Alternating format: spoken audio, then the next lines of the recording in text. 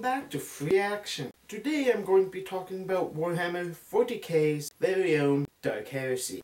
Dark Heresy is a game where you play an Inquisitor. One Inquisitor's job is to hunt down any person who's not of the religion of the God Emperor. In the Warhammer 40k universe, there are only two religions that are allowed by man: the Cult of the Machine God and the Cult of the God Emperor. All other people who worship outside of that range are killed. Heresy, hence the name. You play as an Inquisitor or acolyte thereof, whose job is to go around and hunt down worshippers of other religions and kill them. It's a very good system. Very quick, very fluid, nice and simple. What you do is it's a D100 system. When you want to try and achieve a task, you roll a D100 and verse it towards your stat. And then you get bonuses or detriments depending on the increment of difficulty. Few things require a bonus, which are written down for a lot of them. In Dark Heresy, combat is quick, it is brutal. If you're not fighting well, it can be over in a couple of rounds. For automatic weapons are treated as just better and are encouraged. Shotguns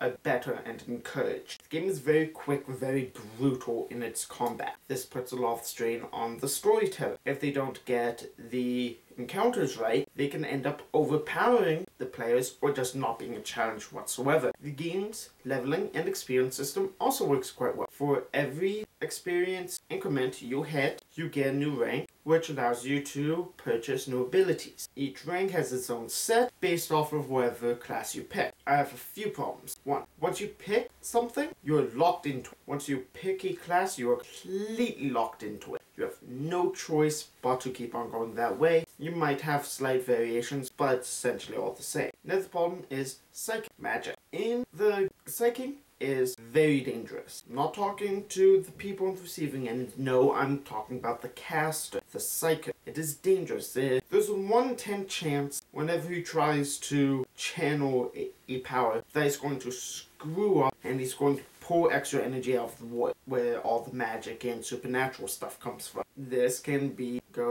of that 25% chance of it being incredibly detrimental. This makes it very, very brutal for whoever is the caster. Another thing that I have a problem with is for the first 5 to 10 sessions, the psycho powers are not that strong. I would assume that in a system where everything was quick and brutal, that psycho powers would be equivalent to that. There aren't that many psycho powers that, until the higher tiers, that are that strong, that powerful. Before then, the psychos are quite weak. The system is very good for when you want to teach it to a new player. It's very quick, very fluid, very simple. Very little math, so if that's one of your problems, it's a good thing. Though the power level does seem to be quite weak. Like, you don't seem to have a lot of power in what you can do. It seems very narrow. Something I like. There are weapons. There are tons of weapons. You want las guns, you can grab them. You want bolters, you want just like revolvers, you can have them. You can have all. They may not be all good, but you can have. The character also earns money based off of what class he is per month, allowing for much more easily transitional gaining of money. So a person whose entire point is money, essentially, gets that. So he doesn't have to split it up with the rest of his group.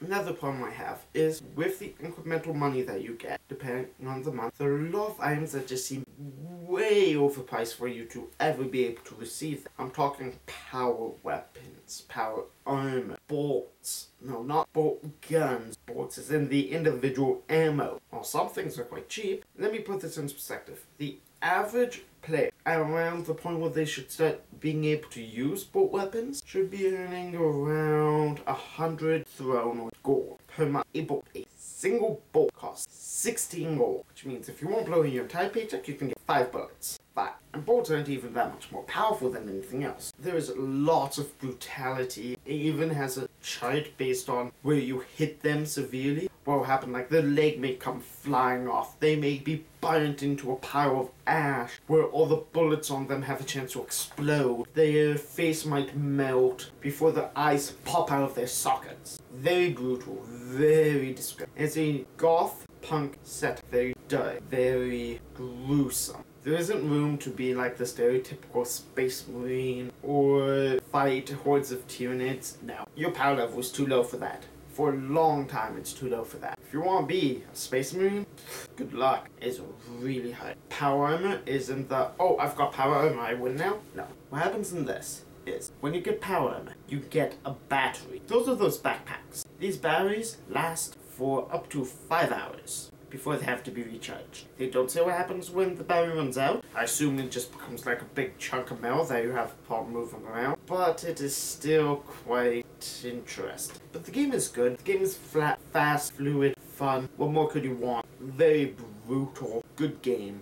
Simple. Not much more you can ask for. This is Arcasius and this was Free Action. See you guys next time.